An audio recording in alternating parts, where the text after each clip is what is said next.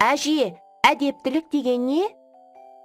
Балам, әдептілік дегеніміз кісіге ізет таныту мен құрмет көрсету.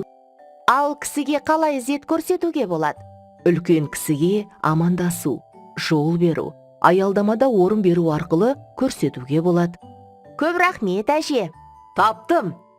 Не болды, балам? Әдептілік тақырыбына диалог құруым керек болған. Сұрағаның алдыңнан іздемей-ақ табылар. Диалог деген не? Диалог екі адамның кезектесіп сөйлесуі арқылы пікір алмасатын ауызекі сөйлеу формасы. Диалогта сұрақ қою арқылы сұхбаттаушы өзі күткен жауапты ала алады. Мысалы, егер жауап толық болмаса, қарсы сұрақ қою арқылы күткен жауабын толықтырады. Диалог қысқа және ұзын болып келеді. Диалогта әрбір кісінің сөзі жаңа жолдан басталып, алдына сызықша қойылып жазылады. Сонда әжем екеуміздің әңгімеміз диалог болып санала ма?